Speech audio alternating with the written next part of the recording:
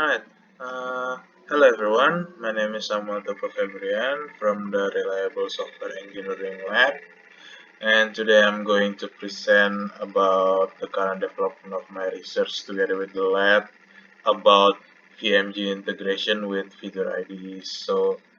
I want to, before we get started, I want to talk a little bit about the VMG over here.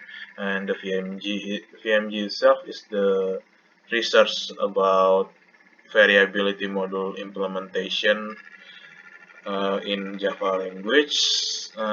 For the so and the purpose of this research is that we can is to enable the software product line engineering development using in Java language, something like that. And uh, there are and to integrate the VMG with FeatureIDE, we try to create a FeatureIDE project with Runtime Composer, and then we implement the composition process with this VMG with our VMG research. So here is the project that we developed right now, and you can see that there are composer folder that contains the composition process implementation using VMG.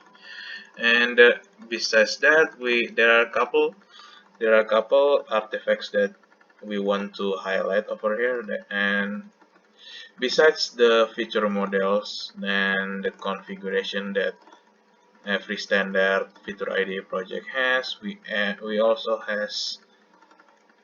uh, has the implementation of these features, which is implemented in the source folder as opposed, and the implementation is implemented in the form of several Java modules like this. And as opposed to the existing existing existing composer like a head and feature house, which literally groups the artifact implementation based on the feature it implements.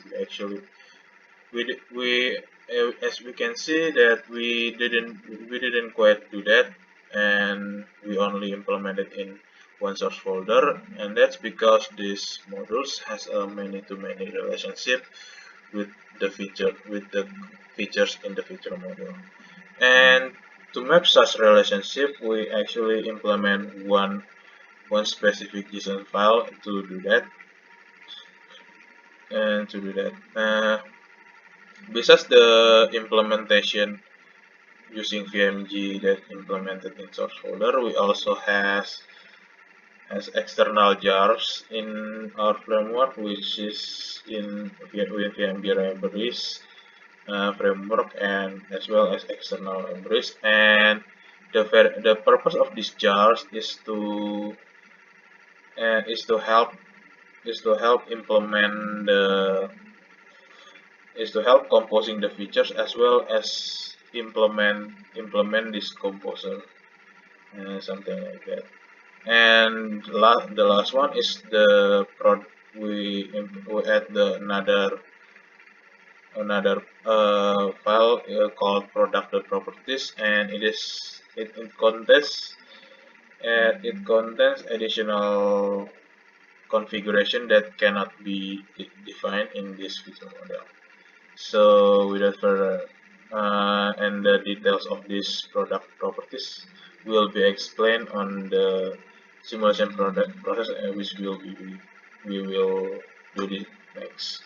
And without further ado, I think we should simulate the development using our project. And the first one is to define is to define the feature model, which we already done. As we can see, we have called ISCO product line here and its features and so on and so on. And of course, and also we can define the configurations. We have three over here, and and we uh, we define the features here. We can also add the feature and select the current configuration like standard FeatureIDE project. And yeah, and to simulate the composition process, we try to run the main Java like this. And yeah, okay, so I want to talk about little bit about this here. And as we can see that the the we can see that the product is actually has a name which is described in the product of properties, and this name is actually required, but we cannot provide it in the configuration file, so we add it in the product of properties.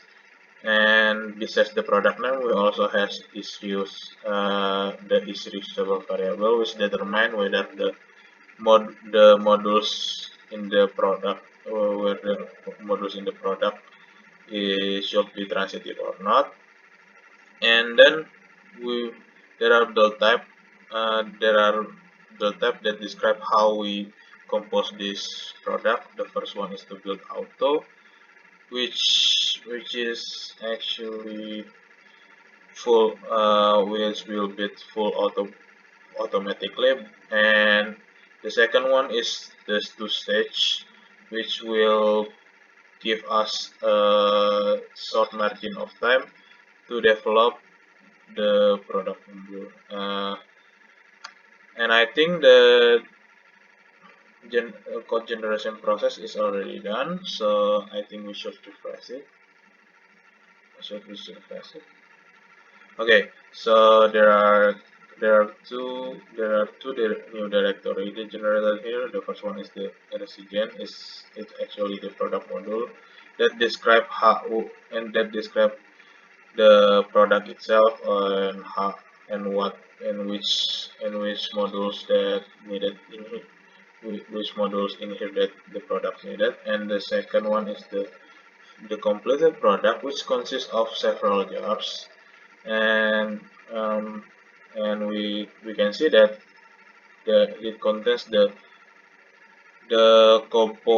compiled module here, that compiled integer, as well as the external libraries to help the implementation.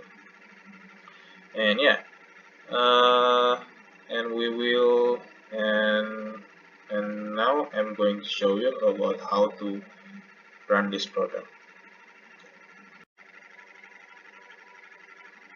Okay, as you can see that I'm currently on the command prompt, and I'm going to show you, we'll run it. And yeah, because the feature ID doesn't provide us a means to run a product, so we have to manually build a script to do that, which called run.sh. And here is the content of the run.sh. It's a standard, so it's a standard parsing library that execute Java module path. Okay, and I'm going to run it now.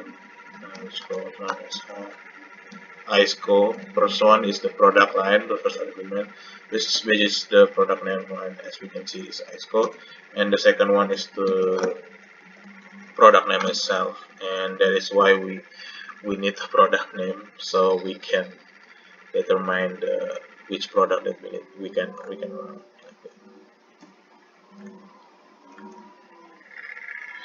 Okay, so I'm going to show you show you the running product on the Postman. Okay, now we are on the Postman, and I'm going to show you a couple. I'm going to send a request to the couple programs that can be immediately that can be immediately accessed without the authorization process. So just to make